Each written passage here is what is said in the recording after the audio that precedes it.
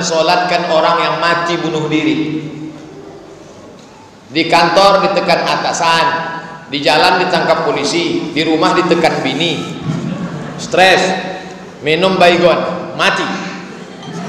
Apakah dia disolatkan atau tidak? Berkelailah satu kampung. Yang satu mengatakan solatkan, yang satu mengatakan jangan solatkan, yang satu mengatakan solatkan, yang satu mengatakan jangan solatkan. Di teleponnya saya, Pak Ustaz, di kampung kami ada orang mati bunuh diri, disolatkan apa tidak? Saya katakan orang yang mati bunuh diri disolatkan. Tapi Nabi tak menyolatkan orang yang mati bunuh diri. Nabi tidak menyolatkan orang yang mati bunuh diri. Itu bukan linnahi, bukan larangan, tapi lizzajri, teguran. Nabi tidak ikut menyolatkannya, tapi sahabat yang menyolatkan tak dilarang Nabi. Ingat, orang yang mati bunuh diri tetap disolatkan. Dalilnya Nabi tidak menyolatkan karena itu lizzajri, teguran, jangan bunuh diri. Tapi sahabat Nabi menyolatkan, Nabi diam. Diamnya Nabi itu namanya takrir, boleh menyolatkan orang yang mati bunuh diri. Tapi kata Syekh Atiyah Sohar, ada orang yang mati bunuh diri tak boleh disolatkan. Kenapa? Karena beberapa hari sebelum mati dia murtad. Murtad dia sebelum mati, maka dia tidak layak disolatkan. Orang yang murtad gugur 4, tak boleh dimandikan, tak boleh dikafankan, tak boleh disolatkan, tak boleh dimakamkan di pemakaman kaum muslimin. Jadi jenazahnya diapakan Pak Ustaz? Campakkan ke Sungai Siak.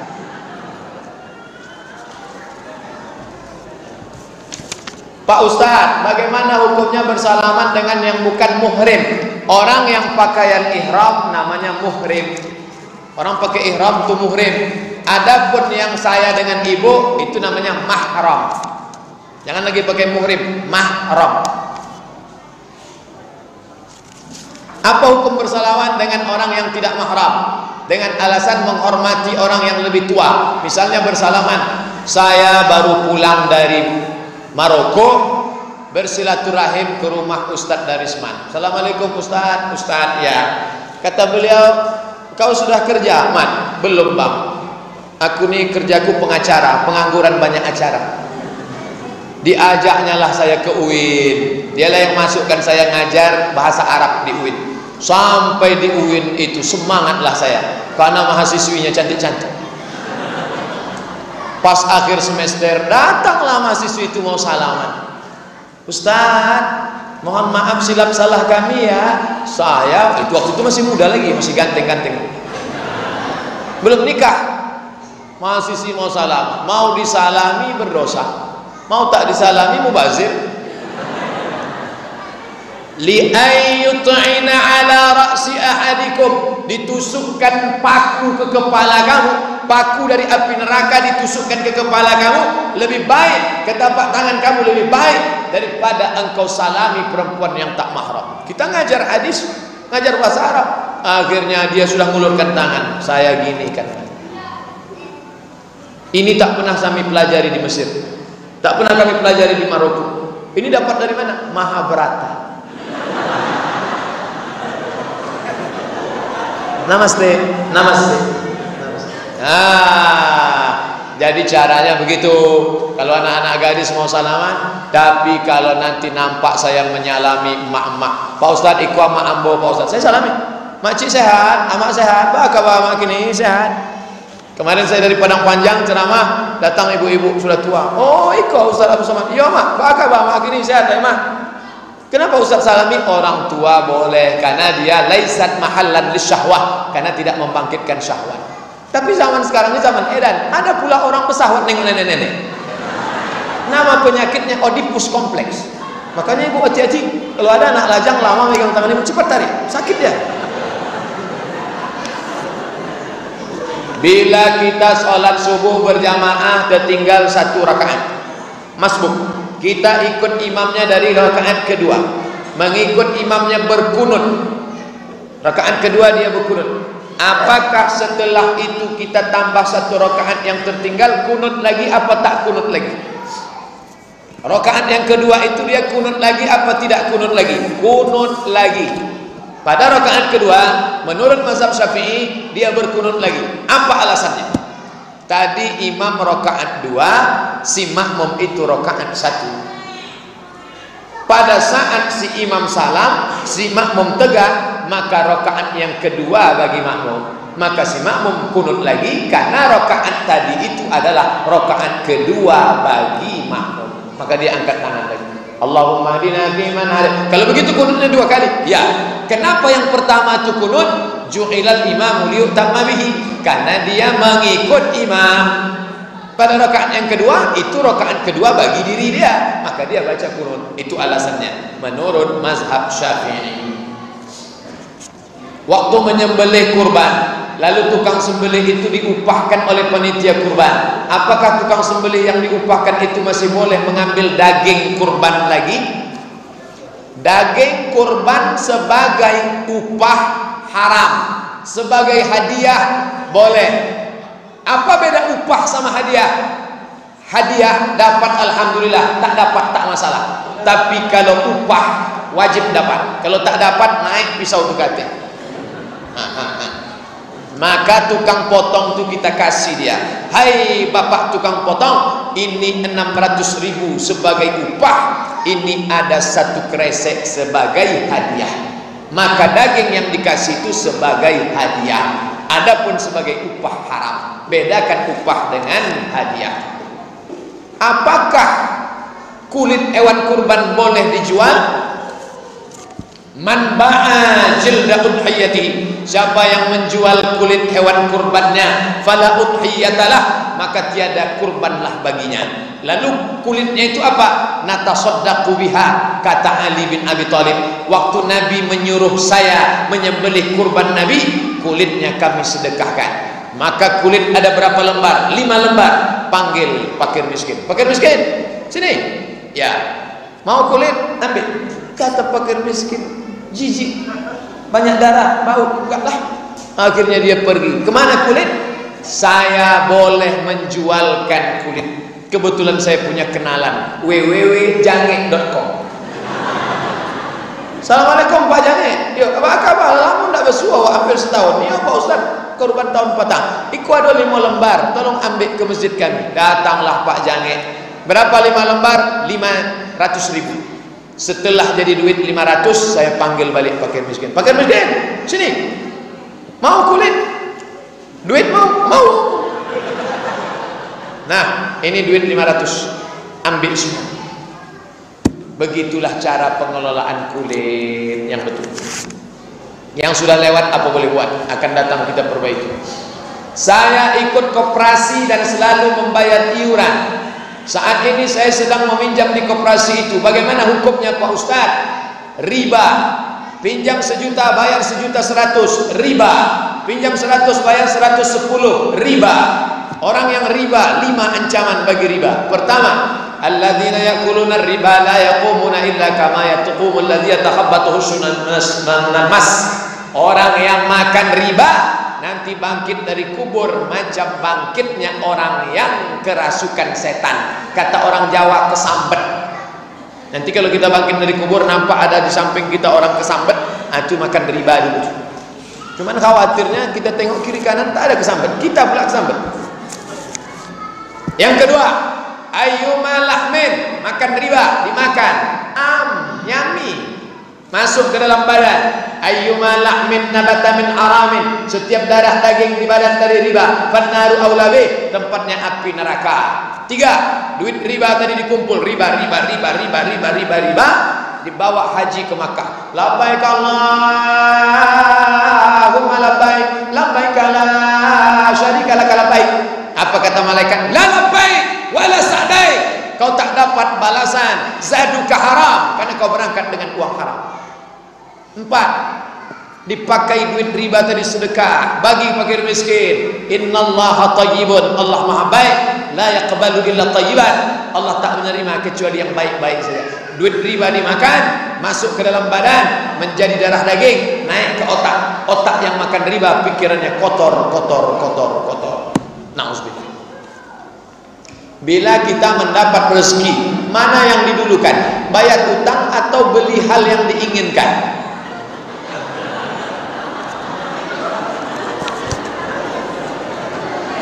Ini saya tunjukkan ayatnya.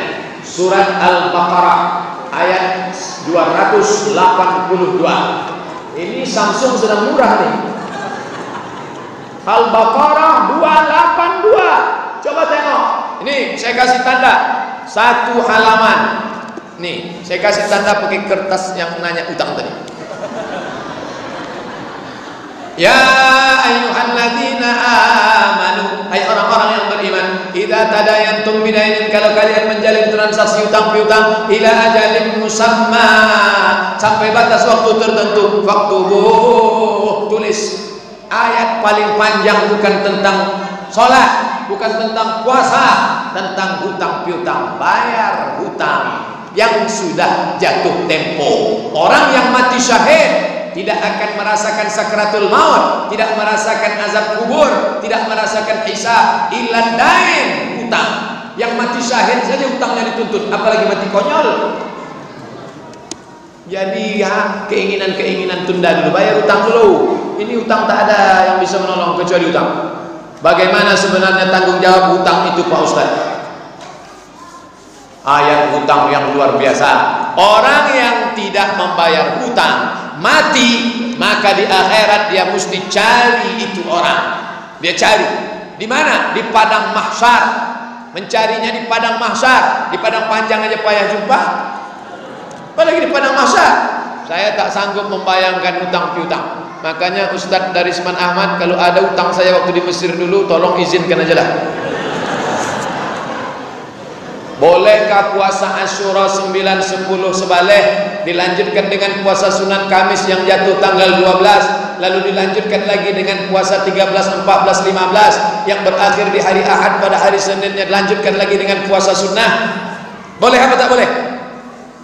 Boleh. Udah itu aja. Iya. Kalau cuma bilang boleh tak boleh, kami pun pandai. Dalilnya mana? Dalilnya hadis riwayat seorang laki-laki dari Bahilah, rajulun al-Bahili min al-Bahilah. Apa kata dia kepada Nabi? Ya Rasulullah, aku mau puasa. Apa kata Nabi? Wa minal hurumi fasum, berpuasalah engkau di bulan-bulan haram. Bulan haram itu berapa? 4. Zulqa'dah, Zulhijjah, Muharram, Rajab. Andai dia berpuasa full tetap boleh. Tapi bagi perempuan puasa sunat tak boleh kalau tak izin suami. Jangan lupa mengurus surat izin atasan.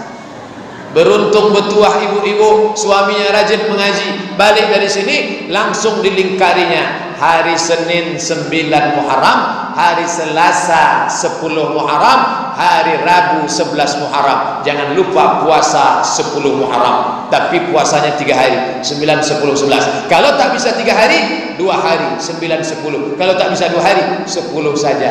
Andai tak bisa juga 1 hari, innalillahi wa inna ilaihi raji'un. Nih, boleh dia puasa 4 bulan kalau laki-laki itu memang sehat walafiat. Mencari nafkah wajib, berpuasa sunat. Gara-gara puasa sunat dia tak mencari nafkah, tak betul. Ini orang jahil skala prioritas dalam beramal. Tapi kalau tak ada penghalang, boleh dia puasa sunat banyak-banyak. Rumah saya dekat masjid. Setelah azan saya sholat sunat rawatib di rumah. Bila sebelum iqamah saya ke masjid, apakah sholat tahiyatul masjid? Iya. Mana dalilnya? Idza dakhala ahadukumul masjid, kalau kamu masuk masjid, fala yajlis, jangan duduk, hatta yusalli rak'ataini, salat sunat 2 rakaat. Dalil umum. Masuk masjid, usolli sunnata tahiyatul masjid rak'ataini lillahi ta'ala. Salat sunat tahiyatul masjid. Saya alergi dengan angin AC. Saya pun juga. Makanya saya kalau sudah di hotel sekamar sama acara-acara, dia pakai AC, saya cari siapa ya dosen yang tak pakai AC. Tak ada tak pakai AC. Nah, dapatlah saya kamar sendiri.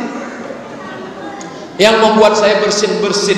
Bolehkah saya sholat pakai masker agar angin AC tak membuat hidung saya jadi dan bersin-bersin yang mengganggu jamaah? Pada hukum asalnya perempuan tak boleh menutup wajah, hukum asal. Tapi ketika ada darurat, maka ada kaidah fikih, ad-darurat tubihul mahzurat wa daruratu tuqaddaru biqadriha. Pada saat darurat karena penyakit, jangankan pakai penutup wajah, makan babi pun boleh. Sampai di hutan, tak ada makanan. Yang ada cuma dua, babi atau mati. Pilih mati atau babi. Tak boleh pilih mati. Makanlah babi. Makanya bawa kecap, oles-oleskan babi itu. Tapi jangan kenyang-kenyang. Sementara dapat pisang. Itu namanya hukum darurat. Ad-daruratu tubihul mahzurat. Wad-daruratu tuqaddaru biqadriha. Bila wanita haid, apakah boleh dia mendatangi masjid untuk mendengar pengajian? Saya pakai kitab Al-Fiqhul Islami wa Adillatuh. Kalau ada ustadz lain pakai kitab lain, mungkin dia punya referensi lain. Tapi yang saya pakai adalah Syekh Wahbah Zuhaili. Kata Syekh Wahbah Zuhaili, perempuan yang sedang haid tak boleh membaca Al-Quran, tak boleh memegang Al-Quran, tak boleh membawa Al-Quran, tak boleh masuk masjid, tak boleh solat sunat tahiyatul masjid, tidak boleh solat, tidak boleh tawaf. Maka saya pegang ini, maka dia tidak boleh melakukan itu. Kalau dia mau ikut pengajian di mana? Di emperan masjid, di selasar masjid. Emperan, selasar, teras, balkon. Makanya yang bangun Masjid Nurul Falah ini orang ngerti fikih, makanya dibuatnya ada emperan. Makanya kalau saya sudah pengajian malam, ada orang bapak-bapak yang duduk di emperan, itu saya bilang itu haid semua tuh. Kan banyak orang tersinggung kalau saya pengajian. Saya insya Allah selalu sholat sunat taubat, sholat sunat hajat, sholat sunat tahajud tiap malam. Mudah-mudahan kita diberikan ke istiqomah sholat. Di manalah waktu yang paling baik untuk berdoa Pak Ustaz? Setelah setiap selesai sholat itu, atau saya selesaikan semua sholat, atau di akhir sholat? Kapan waktu paling baik berdoa? Hadis riwayat Muslim. Aqrabu ma yakunul abdu min rabbih wa huwa sajid. Orang yang paling dekat dengan Allah waktu sujud. Fa'aksiru fihi du'a. Sujud terakhir salat hajat, sujud terakhir salat tahajud, sujud terakhir salat witir, mintalah sebanyak-banyaknya di ujung itu. Tapi tidak boleh pakai bahasa Indonesia. Kalau diucapkan di mulut batal salat. Ambo kiniko batal langsung. Maka dalam hati saja. Berapa lama sujudnya? Waktu Nabi sedang sujud terakhir, dicubit Aisyah tangan Nabi dicubit Aisyah. Selesai sholat, Nabi tanya, Aisyah, kenapa kau cubit tangan? Kata Nabi, kata Aisyah, kusangka kau sudah sakratul maut. Maka perlama-lamalah sujud. Itu waktu pertama. Yang kedua, setelah tasyahud. Fil alamina innaka hamidum majid. Allahumma ighfir li ma qaddamtu wa ma akhartu wa ma asrartu wa ma a'lantu wa ma asraftu wa ma anta a'lamu bi minni antal muqaddim wa antal muakhir la ilaha illa anta subhanaka inni kuntu minaz zalimin. Allahumma inni a'udzubika min 'adzabi jahannam wa min 'adzabil qabri wa min fitnatil mahya wal mamat wa min syarri fitnatil masiihid dajjal. Allahumma a'inna 'ala dzikrika wa syukrika wa husni ibadatik. Tambahkanlah apa yang mau diminta. Selesai itu, selesai salat, angkat tangan. Saya tak bisa bahasa Arab Pak Ustaz. Doa itu cuma 4 yang bahasa Arab. A'udzubillahi minasyaitonirrajim. Bismillahirrahmanirrahim. Alhamdulillahirabbil alamin. Wassalatu wassalam. A'udzubillah, bismillah, alhamdulillah, selawat. Sisanya bahasa Indonesia. Anakku sedang sekolah di Yogyakarta, ya Allah, jauhkan dia dari Syiah, jauhkan dari kelompok sesat, jauhkan dari aliran kebatinan. Jangan sampai dia ikut Ki Gendeng Pamungkas di Jokobodo. Jangan sampai dia ikut penggandaan uang. Jangan sampai dia kena narkoba. Cepatlah dia selesai S1, nilai IP-nya 4, pulang ke Pekanbaru bisa dia jadi PNS, honorer, minta apa-apa, tapi jangan lama-lama. Saya tak bisa doa kalau pakai bahasa Indonesia Pak Ustaz. Bahasa awak nan rancaknya iko banyak banan akan dimintakan anan pa tetamu alun balaki anakan bo alun babinin an katigo bacarai pulau. Iki wis perang-perang dino pocon erong te kopie iki wis ngalor ngidul ngetan ya Allah. Bagaimana cara menasehati dan mengajak anak sholat? Karena anak saya tak mau sholat sama sekali, bahkan sholat Jumat pun tak mau Pak Ustaz. Muru auladakum bis shalah, suruh anak kamu salat wahum abna'u sab'a, 7 tahun suruh. Wadribuhum fil asra, umur 10 pukul, umur 7 suruh, umur 10 pukul. Kalau dia tak mau juga usir.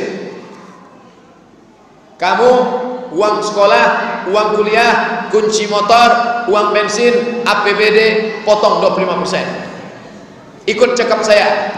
Kenapa anak ini berani melawan? Karena dari kecil tidak dididik. Kalau hendak membentuk buluh, bentuklah dari rebung.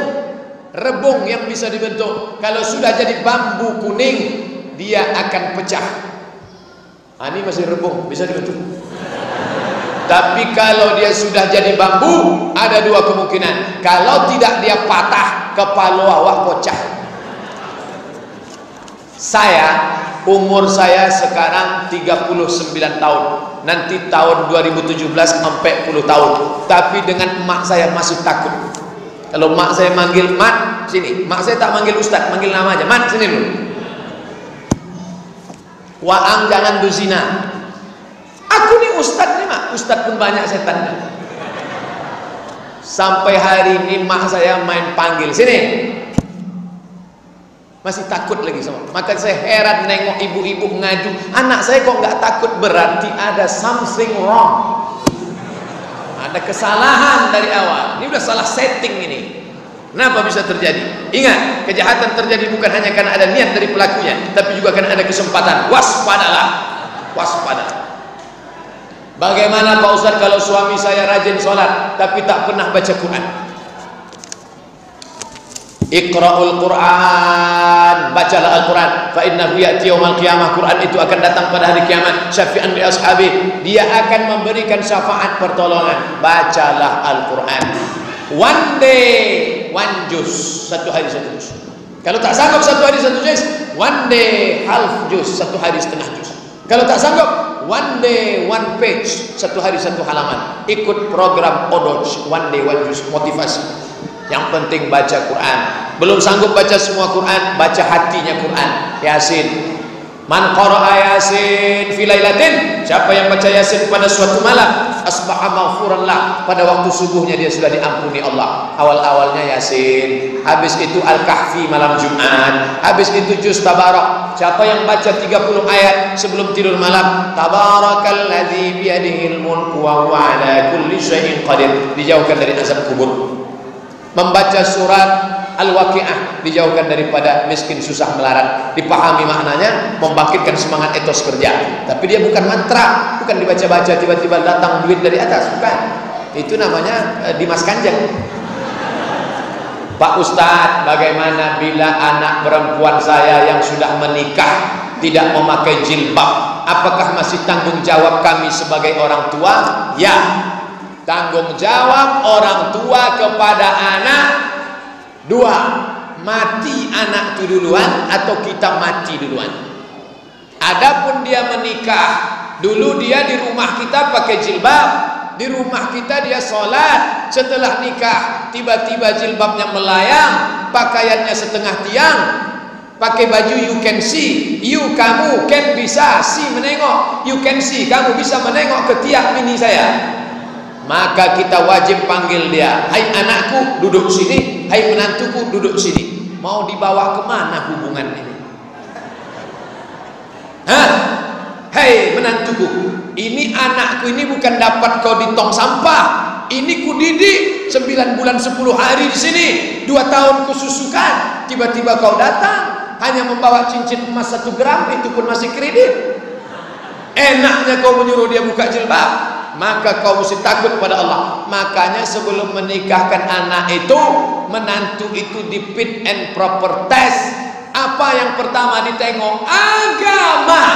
Nih, yang masih punya anak-anak gadis yang akan menikah, hai saudara-saudaraku, bapak ibu saudaraku yang kusayangi sekalian, mau menikahkan anak, yang pertama tengok agamanya. Allahumma inna nas'aluka salamatan. Ibu ni asal sudah datang anak lajang buka gorden tengok pakai mobil mewah. Ikolah nggak nampak malam tadi waktu istikharah, Bang. Jadi nikahkan aja sama ini. Entah tak sembahyang, tak perlu tanya sholat tak sholat, yang penting kita nikahkan. Akhirnya dinikahkanlah sama orang yang tak sholat. Disuruhnya buka jilbab, disuruhnya ninggalkan sholat, disuruhnya rambut rebonding, disuruhnya pakai keriting. Macam anak Ahmad Albar anak kita tuh jadi rusak agama. Tidak ada yang dapat menyelamatkan umat ini selain balik kepada agama. Siapakah mahram kita yang boleh bersalaman bersentuhan dengan kita, Pak Ustaz? Karena antara ipar kita apakah mahram? dengan guru, dengan murid, karena banyak orang sembarangan salaman. Saya dengan mahasiswi tidak. Tapi anak-anak MDA ini kalau salaman, kan anak kecil, menengok anak-anak ingat kita anak di rumah, menengok mahasiswi lupa bini kita di rumah. Jangan kena alasan murid. Ingat, talbisu iblis, setan sedang bermain. Dia sudah akil balik, tangannya lembut, ada getaran-getaran syahwat. Saya tak bersyahwat Pak Ustaz. Berarti homo. Hati-hati. Nah, adapun adik ipar, kata Nabi, jangan kalian dekat-dekat. Wa kaifal hamu? Alhamu al-maut. Alhamu al-maut. Ipar itu mati, kata Nabi. Ipar mati. Kenapa ipar itu disebut mati? Saya nikah dengan kakaknya, saya mesra dengan adik ipar. Ini kalau sempat terjadi mati. Kisah nyata, true story. Bertanya ke saya, Pak Ustadz, boleh saya nikah lagi? Boleh. Suruh izin, surat izin atasan. Tapi kalau saya menikah hancur rumah tangga ini Pak Ustadz. Kenapa?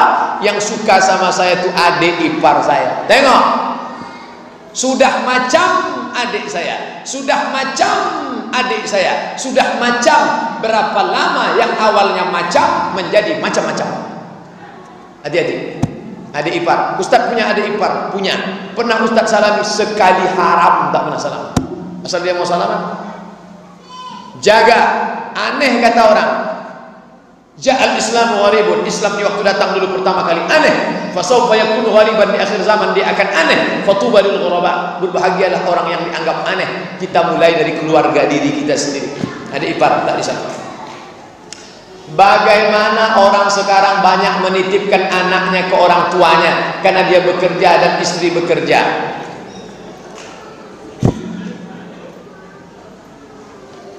Berapa kali emak saya tidak puasa karena menghamilkan saya dulu. Berapa hari puasanya tinggal karena saya menyusu dengan dia. Saya tanya ke emak saya, "Mak, ya, waktu mak membesarkan aku berapa hari tinggal?"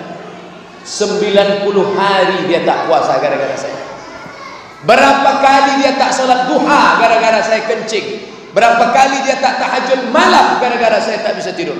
Di hari tuanya ini saya tak pernah menitipkan anak saya sekalipun. Mak, mau ke masjid mana ku antar iktikaf, mau ikut pengajian di masjid mana ku bawa. Nanti malam mau saya bawa ke Masjid An-Nur menengok pembukaan MTQ. Aku ingin di hari tuamu ini, aku tak kaya, tak bisa aku belikan kau istana rumah mewah, paling tidak menyenangkan hati orang tua, jadilah. Tak bisa aku belikan kau gelang emas yang besar, karena aku pun susah, tapi jangan menyusahkan orang tua. Menitipkan anak kepada orang tua, dua efeknya. Pertama, menyusahkan orang tua. Nenek tak pernah menolak cucu. Tak pernah emak kita itu menolak. Kalau saya titipkan, "Mak, jaga anakku sebentar," tak akan pernah dia menolak. Tapi ingat, kita sudah merusak hari tuanya. "Mak, baca Quran sajalah. Mak, mau pergi umrah kasih duit, tapi untuk ini tak usahlah." Nah, ini tentang masalah orang tua. Yang kedua, efeknya anak-anak yang dibesarkan oleh nenek mengalami kekacauan otak. Ini yang ngomong dokter di Masjid An-Nur seminggu yang lalu. Kenapa? Karena nenek itu terlampau sayang. Sebelum dia pakai celana sudah dipakaikan, sebelum dia mau minum sudah dituangkan. Maka dia mengalami kekacauan otak gara-gara dibesarkan oleh nenek, karena dimanja-manja. Kebanyakan cucu-cucu yang kacau itu salah satu sebabnya adalah karena dimanja oleh nenek. Hati-hati. Sholat jamaah di waktu asar, mana yang didulukan Pak Ustaz? Zuhur dulu atau asar dulu? Kalau jamak takdim, wajib zuhur dulu. Tapi kalau jamak takhir, tidak disyaratkan mualat. Mualat itu berurutan, tidak mesti zuhur dulu. Kalau ada yang melaksanakan zuhur dulu, dia menjaga urutan zuhur baru asar. Kalau ada yang melaksanakan asar dulu, dia melaksanakan asar karena menghormati waktunya waktu asar. Tidak disyaratkan mualat. Boleh zuhur dulu baru asar, boleh asar dulu baru zuhur. Tapi kalau saya musafir sampai ke Minas, Kandis, sampai di Kandis ada sholat asar, maka saya sholat asar dengan imam. Setelah asar baru saya sholat zuhur. Begitu tentang masalah. Begitu dalam kitab Al-Fiqhul Islami wa Adillatuh Syekh Wahbah Az-Zuhaili. Bagaimana hukumnya membaca doa kunut dalam sholat subuh? Hanafi, Maliki, Syafi'i, Hambali. Yang tidak berkunut itu mudah ingatnya, yang paling tua dengan yang paling kecil. Nah, jadi lampang metal pula. Hanafi paling tua, Hambali paling kecil, itu tidak berkunut. Kenapa di Makkah tidak berkunut? Karena di Makkah itu orang Makkah Madinah mazhabnya Hambali. Itu sebabnya kenapa Makkah Madinah tak berkunut. Tapi Syafi'i dan Maliki berkunut. Saya 2 tahun di Maroko, Maroko itu pakai kunut subuh. Sama macam di Indonesia pakai kunut subuh. Nah, maka bagi imam tinggal memilih apakah Hanafi, Hambali atau Syafi'i, Maliki. Saya condong berkunut. Saya kalau sholat di masjid saya berkunut. Tapi saya tidak menyalahkan orang yang tak berkunut selama tak keluar 4 mazhab. Sekarang yang jadi masalah kalau kita jadi makmum, ini imam. Datang orang bertanya kepada Imam Hambali, "Hai Imam Hambali, ya, saya ikut kamu tak berkunut subuh." "Mantap, kamu tak berkunut?" "Iya, sama macam saya." "Bagaimana kalau saya sholat subuh ternyata imam saya bermazhab Syafi'i, imamnya berkunut, apa sikap saya?" Kata Imam Hambali, "Kalau imammu berkunut, angkat tanganmu, ucapkan amin. Allahumma hdina fi man hadait, amin. Wa afina fi man afait, amin. Wa tawallana fi man tawallait, amin. Wa barik lana fi ma a'tait, amin. Wa qina bi rahmatika syarra ma qadait, amin." Sisanya tak diaminkan karena sisanya itu bukan doa, itu namanya sana, pujian. Fa innaka taqdi wa la yuqda 'alaik wa innahu la yadhillu man walayt wa la yanzu man adait, tabarakta rabbana wa ta'ala falakal hamdu 'ala ma qadait, nastaghfiruka wa natubu ilaik. Wa sallallahu ala sayyidina Muhammadin nabiyil ummi wa ala alihi wa sahbihi wa baraka wa sallam. Allahu akbar. Jangan dilawan imam.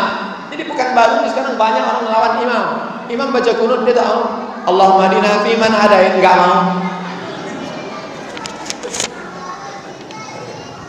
Benar ada hadis yang menyatakan orang berdoa dan berzikir bersama setelah sholat berjamaah adalah bid'ah. Bid'ah tempatnya adalah neraka jika tidak dibuat Nabi bid'ah. Orang yang suka membid'ah dia pakai 5 jari saja. Jika tidak dibuat Nabi bid'ah. Orang belajar di Mesir 4 tahun, di Yordania 2 tahun, di Mesir 4 tahun, di Maroko 2 tahun, di Madinah 13 tahun. Dia enggak, dia cukup pakai 5 jari. Jika tidak dibuat Nabi bid'ah. 1 Muharram bid'ah. Dolalah fitnah. Tak sesederhana itu, bro. Makanya ente ngaji. Ini ngaji tak mau. Selama ada dalilnya, maka dia tidak boleh disebut bid'ah. Apakah dalil itu am, apakah khas, apakah mutlaq, apakah muqayyad, apakah ba'id ataupun qarib. Selama ada 6 dalil, tidak boleh dikatakan bid'ah. Nah, bagaimana kalau imam itu baca doa? Allahumma inna nas'aluka salamatan fid din, amin. Ada tak dalilnya? La yajtami malaun, sekelompok orang berkumpul. Fayad'u ba'duhum, berdoa satu orang. Wa yu'minuhum sa'iruhum, diaminkan oleh yang lain. Illa ajabahumullah, Allah mengabulkan doa mereka. Ada dalilnya. Dalil ini diperkuat dengan ayat Quran. Qad ujibat da'watukuma, doa kalian berdua dikabulkan. Yang berdoa itu Nabi Musa. Ya Allah, selamatkan kami menghadapi Fir'aun, selamatkan kami melawan Fir'aun, selamatkan kami dari kejaran Fir'aun. Yang mengaminkan Nabi Harun. Amin, amin. Doa bersama bukan hanya ada pada syariat Nabi Muhammad, tapi sudah ada pada zaman Nabi Musa alaihissalam. Buka tafsir Ibnu Katsir dalam ayat qad ujibat da'watukuma. Ada dalil am, maka tak boleh dibid'ahkan. Apa kata Ustaz Abdullah Hadrami dari Malang? Kalau anda mengatakan saudara anda, hei pelaku bid'ah, maka anda sudah mengatakan hei pelaku neraka. Hati-hati, ini konsekuensi hukumnya luar biasa. Selama ada dalil, maka tak boleh dibid'ahkan orang lain. Dalil am, dalil khas, dalil mutlak, dalil muqayyad, dalil ba'id, dalil qarib. Di mana dibahas? Ilmu usul fikih. Sekarang ilmu usul fikih tak mau dipelajari orang. Sekolah tidak sekolah agama, membid'ahkan orang berapi-api. Mohon dibantu Pak Ustaz. Kenapa ada 4 mazhab? Siapa ngomong 4 mazhab? Syafi'i, Maliki, Hanafi, Hambali, Auza'i, Sufyan Tsauri, Sufyan ibn Uyainah, Imam Lais ibn Sa'ad, Imam Al-Auza'i, Imam Yahya ibn Yahya Al-Laitsi. Mazhab itu sampai ada 14. Buka dalam Muqaddimah Fiqhul Islami wa Adillatu Syekh Wahbah Zuhaili. Mazhab itu banyak.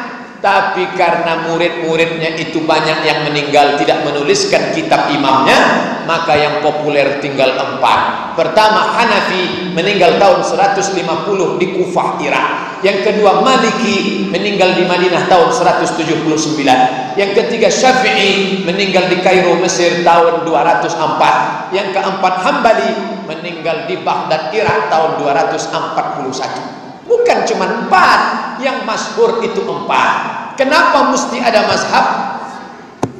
Ini Quran, ini sunnah. Marilah kita kembali ke Quran dan sunnah. Marilah kembali ke Quran dan sunnah.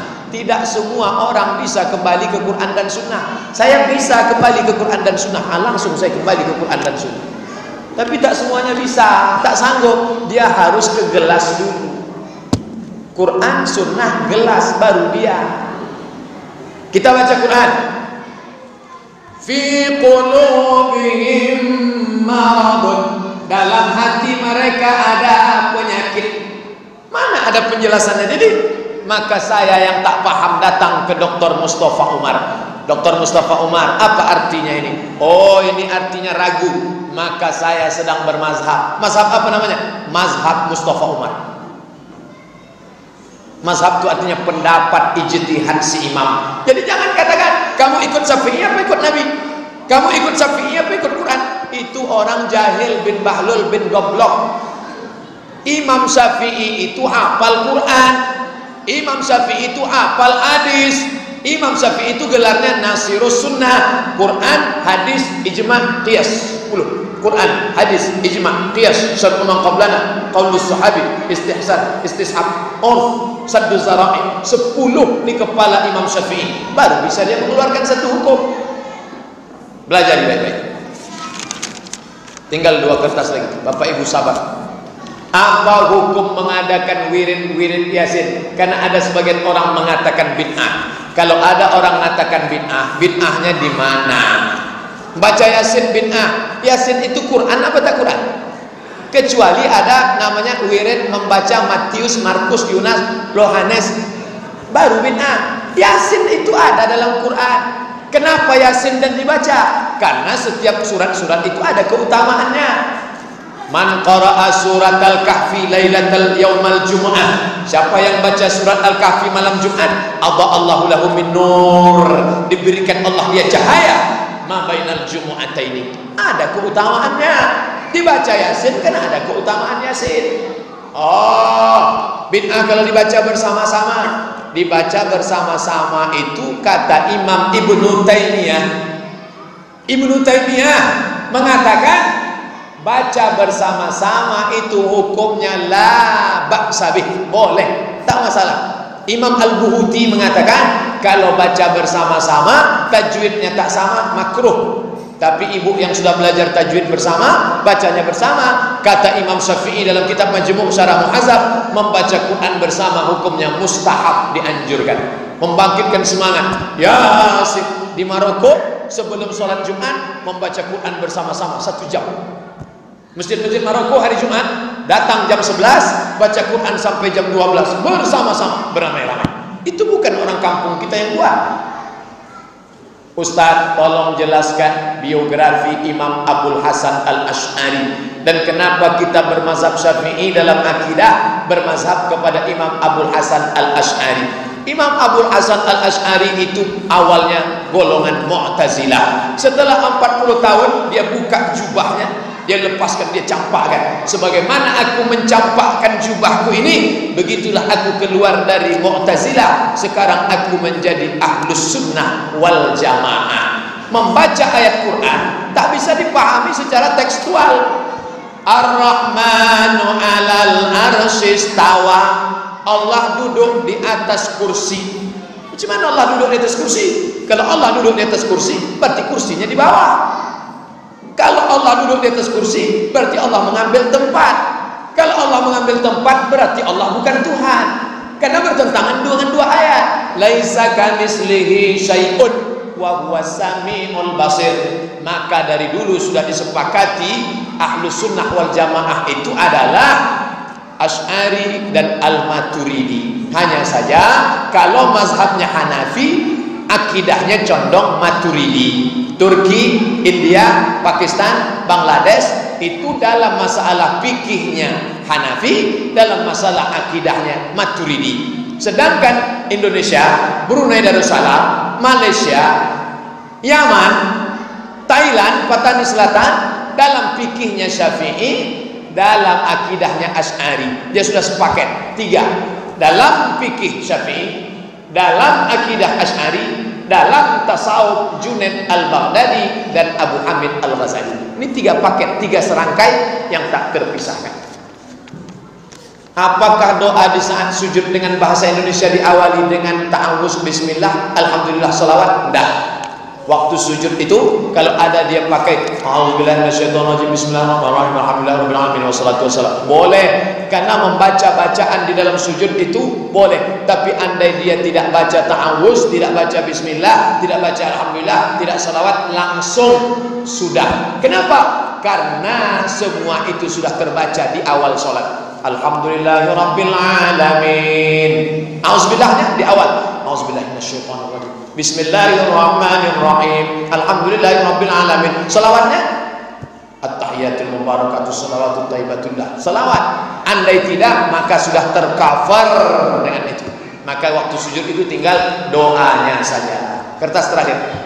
Bolehkah sholat memakai mukena yang bergambar binatang? Nah, jangan pakai gambar kucing, gambar kelinci, gambar Barbie. Gambar daun, gambar bunga boleh. Bunga pun jangan besar-besar. Buatlah bunga besar. Orang di belakang menengok. Di mana lah di bordirnya ini? Ada berapa bunga teh ayam sih? Pokoknya yang bagus, yang polos-polos saja. Tapi yang bunga tak salah. Makanya keliling ini bunga-bunga. Coba tengok bunga semua. Hebat. Paling banyak pintu dikasih bunga Masjid Nurul Falah. Bunga. Binatang tak boleh. Kepala harimau, kepala binatang yang bernyawa tak boleh. Apa hukumnya menolong orang tua yang berbeda agama dengan kita? Orang tua non muslim boleh. Mana dalilnya? Enak aja Ustaz ngomong boleh. Asma binti Abi Bakar datang menghadap Nabi. Ya Rasulullah, ummi qadimat wa hiya raghibatun. Emak saya non muslim. Emak Asma itu non muslim, mau jumpa sama Asma karena sudah rindu. Asma takut berjumpa dengan emaknya. Lalu dia nanya ke Nabi, afa asiluha, bolehkah ku sambung silaturahim dengan emakku? Kata Nabi, siliha, silakan sambung. Afa utiha, boleh ku kasih dia hadiah, ku belikan baju, ku kasih duit? Kata Nabi, i'tiha, boleh. Ibu, bapak, mu'allaf punya emak non muslim, boleh. Saya kasih baju, boleh. Saya belikan kamput, jangan. Tapi kalau sudah dalam masalah ibadah, wala ana abidu ma'abatum wala antum abiduna ma'abud lakum dinukum waliyah. Terima kasih atas segala perhatian. Mohon maaf segala kesilapan. Ala hazihin niyah al-Fatihah. A'udzubillahi minasyaitonir rajim. Bismillahirrahmanirrahim. Alhamdulillahirabbil alamin. Ar-Rahmanir Rahim. Maliki yaumiddin. Iyyaka na'budu wa iyyaka nasta'in. Ihdinas siratal mustaqim. Siratal ladzina an'amta 'alaihim ghairil maghdubi 'alaihim waladdallin. Amin. Allahumma inna a'udzubillahi minasyaitonir rajim. Bismillahirrahmanirrahim. Alhamdulillahirabbil alamin. Wassalatu wassalamu ala asyrafil anbiya wal mursalin wa ala alihi wa sahbihi ajma'in. Allahumma inna nas'aluka salamatan fid din, berikan kami keselamatan dalam agama ya Allah, wa afiatan fil jasad, sehatkan badan kami ya Allah, wa ziyadatan fil ilmi, tambahkan ilmu kami ya Allah, wa barakatan fil rizqi, berikan berkah pada rezeki kami ya Allah, wa taubatan qablal maut, berikan kami taubat sebelum mati, wa rahmatan indal maut, curahkan rahmat ketika kami mati, wa maghfiratan ba'dal maut, berikan ampunan kepada kami sesudah kami mati. Allahumma hawwin alaina fi sakaratil maut, ringankan kami waktu melewati sakaratul maut ya Allah, wan najata minan nar, selamat dari api neraka, wal afwa indal hisab, selamatkan maafkan kami ketika amal kami dihisab. Rabbana ighfir lana dzunubana wa liwalidayna, ampunkan kami, ampunkan dosa kedua orang tua kami, wa li azwajina, pasangan hidup kami, wa li masyayikhina, guru-guru kami, wa li dzurriyyatina, anak cucu keturunan kami, wa liman hadarana, semua yang hadir dalam majlis kami siang ini ya Allah. Allahumma khtim lana bi husnil khatimah, tutup umur kami dengan husnul khatimah, wa la tahtim alaina bi su'il khatimah, jangan tutup umur kami dengan su'ul khatimah. Allahumma ja'al akhir kalamina inda tihai ajalina, jadikan ucapan terakhir kami waktu ajal kami sampai, yang keluar dari mulut kami qaula la ilaha illallah. Rabbana atina fid dunya hasanah wa fil akhirati hasanah wa qina adzabannar. Wa sallallahu ala sayyidina Muhammad wa ala alihi wa sahbihi wasallam. Walhamdulillahi rabbil alamin. Taqabbalallahu minkum minna wa minkum taqabbal ya karim. Assalamualaikum warahmatullahi wabarakatuh.